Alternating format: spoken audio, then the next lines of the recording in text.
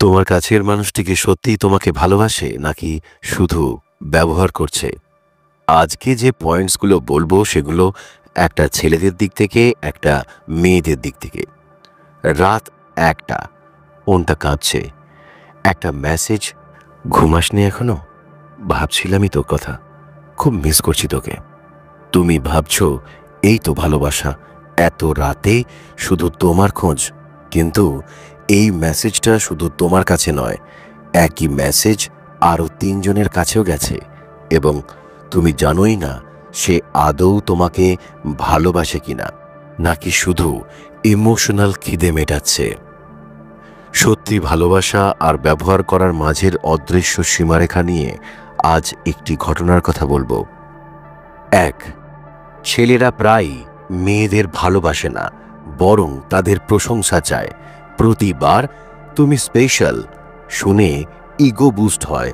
ভালোবাসা নয়, এটা সেলফ ওর্থ রিপেয়ারিং মেকানিজম, একে ভ্যালিডেশন হাঙ্গার বলে। কিছু নারী ভালোবাসে না, ভালোবাসার অভিনয় করে যাতে সব নজর ওর দিকেই থাকে। তোমার ইমোশনটা ওর এন্টারটেনমেন্ট, একে অ্যাটেনশন ট্র্যাপ বলে। ২. আমি তোমাকে আমার সব কিছু বলি, এটা অনেক সময় আসলে একটা ইমোশনাল ট্র্যাপ। ছেলেরা জানে মেয়েরা ভালনারেবিলিটিতে দুর্বল হয়, একে ইমোশনাল অ্যাভেলেবিলিটি মাস্ক বলে। আমার জীবনে সবাই আমাকে কষ্ট দিয়েছে, তুমি আলাদা, এই লাইন দিয়ে সহানুভূতি আদায় করে সে তোমার উপর কন্ট্রোল তৈরি করে, একে বলে স্ট্র্যাটেজিক ভালনারেবিলিটি। ৩. বিয়ে করব তোকেই, এই লাইনটা দিয়ে ছেলেরা অনেককেই অনেক দিন ধরে রাখে, কিন্তু পরিকল্পনাটা কখনোই বাস্তব নয়, একে ফিউচার ফেকিং বলে। তুমি যদি একটু বদলাও, সে বলবে অমুক হলে এরকম করতো না, তোমাকে ইনসিকিউর করিয়ে নিজের মতো গড়ে তুলছে, একে বলে কম্প্যারেটিভ ম্যানিপুলেশন। ৪. সে কখনো স্পষ্ট না, হঠাৎ রিপ্লাই, হঠাৎ দূরত্ব, এইভাবে ইমোশনাল কনফিউশন তৈরি করে যাতে তুমি তার আশেপাশে ঘোরাফেরা করো, একে বলে ব্রেড ক্রাম্বিং। বিনা কারণে রেগে যাওয়া, ব্লক করে দেওয়া, জোরে কথা বলা আসলে লয়্যালটি টেস্ট। তুমি ঠিকঠাক রিয়্যাক্ট করলে সে প্রেমে পাগল ডিক্লেয়ার করবে, একে বলে টেস্টিং লয়্যালটি। ৫. তুমি রেগে গেলে সে বলবে তুমি আমার উপর এত সন্দেহ করো কেন, তোমার উপরেই দোষ চাপিয়ে রিলেশন মেনটেন করবে, একে বলে গিল্ট কন্ট্রোল। ভালোবাসা নয়, অনেকেই প্রেমে থাকে কারণ তুমি ইমোশনালি অ্যাভেলেবল, ফিনান্সিয়ালি স্টেবল, অথবা সোশ্যাল স্টেটাস ভালো, একে বলে রিসোর্স অ্যাটাচমেন্ট।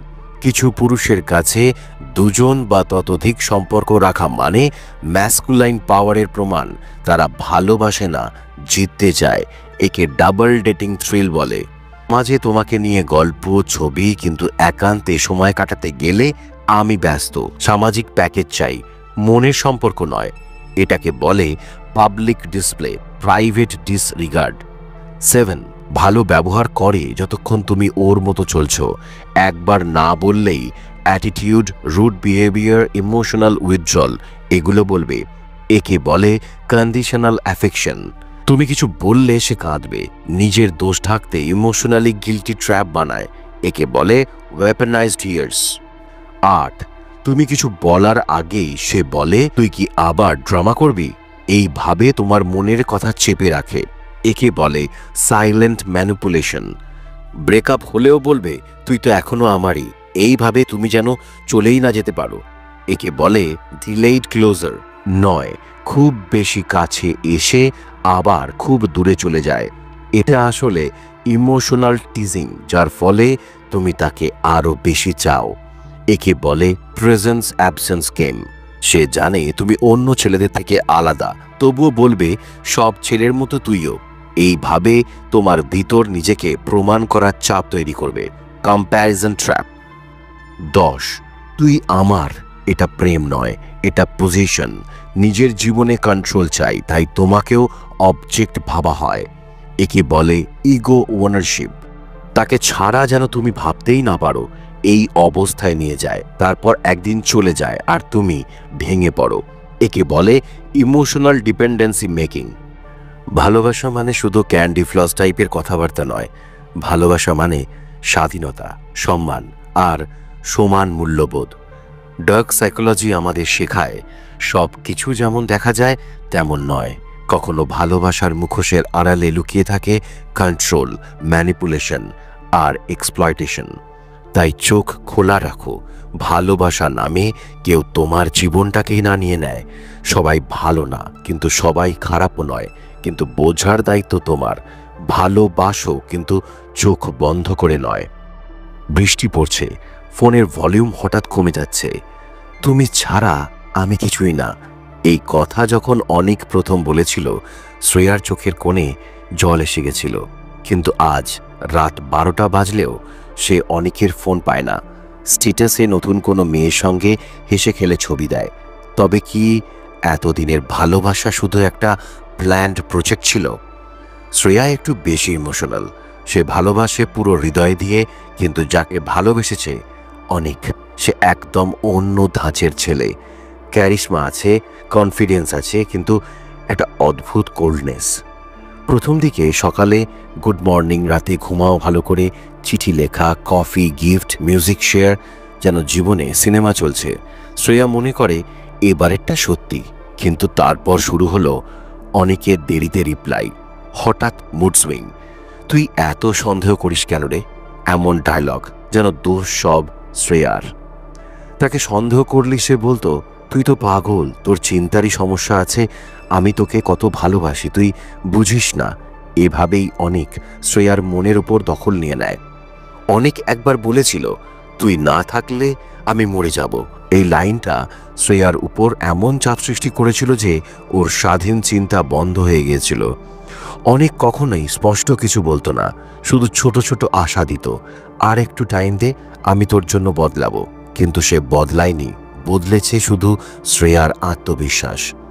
অনেকের দরকার ছিল এমন একজন যে ওকে সব সময় প্রশংসা করবে, ভালোবাসবে আর ওর ইগো ফিল করবে।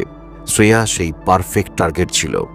সমাজ আমাদের শেখায় ভালোবাসা মানে ত্যাগ, কিন্তু কেউ শেখায় না ভালোবাসা মানে আত্মসম্মান নষ্ট করে নিজেকে হারানো নয়। শ্রেয়া ভেবেছিল সময়ের সাথে সম্পর্ক ঠিক হবে, কিন্তু সম্পর্কটা ছিল ম্যানিপুলেশনের উপর ভিত্তি করে। আর সে ছিল একজন ইমোশনাল স্লেভ। একদিন শ্রেয়া কিছু না বলে চলে গেল। অনেক ফোন করলো, কান্নাকাটি করলো, কিন্তু শ্রেয়া জানে যে ভালোবাসে সে অস্পষ্টতা দেয় না। যে শুধু ব্যবহার করে সে তোমার আবেগের খেলা খেলে। আজ শ্রেয়া একা, কিন্তু মুক্ত। নিজেকে ভালোবাসতে শিখেছে সে। তার ভিতরকার অন্ধকারটা জয় করেছে ডার্ক সাইকোলজি বুঝে। তুমিও যদি বুঝতে চাও সত্যি ভালোবাসে না ব্যবহার করে, তাহলে একটাই প্রশ্ন নিজেকে করো, ওর ভালোবাসা আমাকে স্বাধীনতা দেয়, নাকি আমাকে নিজের মধ্যে হারিয়ে যেতে বলে? জানতে চাইলে চোখ খোলা রাখো, মন বন্ধ করো না। ডার্ক সাইকোলজি তোমাকে বাঁচাতে পারে যদি তুমি সেটা বুঝে কাজে লাগাও। লাইক করো, শেয়ার করো, কারণ হয়তো তোমার পরিচিত কেউ আজও সেই ব্যবহারকারীর হাতেই বন্দী। রাত্রি তখন প্রায় 1টা। ফোনের স্ক্রিনটা লক হয়ে গেছে, কিন্তু মনটা আটকে গেছে একটা কথায়, তুমি ছাড়া আমি একদমই থাকতে পারবো না। এই লাইনটা তো প্রতিদিনই বলে, তাই না? তবে কেন আজকের ডেটটা হঠাৎ ক্যান্সেল? কেন বিজি আছি বলার পরেও ইনস্টাগ্রাম স্টোরিতে এক নতুন ছেলের সঙ্গে ছবি আপলোড? আসলেই ভালোবাসে, নাকি তুই শুধু এক্সট্রা অপশন? তুই রাহুলকে ভালোবাসিস, এটা তোর মধ্যে কেউ জানে না, তবুও বোঝে। কিন্তু রাহুল, ওর কথাবার্তা, মেসেজ, টাইমিং সব কিছুতেই একটা খটকা। যখন কেউ সত্যি ভালোবাসে সে কনফিউশন ছড়ায় না, ক্লিয়ার করে। আর যখন কেউ তোমাকে শুধু ইউজ করে সে তোমাকে দোলনা চেয়ারে বসায়, সামনে এগোতেও দেয় না, পিছোতেও দেয় না। রাহুল প্রতিদিন তোমার কাছ থেকে কিছু না কিছু চায়, কখনো ইমোশন, কখনো শরীর, কখনো টাকা, কখনো নাম, তবে কখনো কিছু দেয় না। প্রথম দিকে এতটা আদর, এতটা ফোন, এতটা ভালোবাসার নাটক।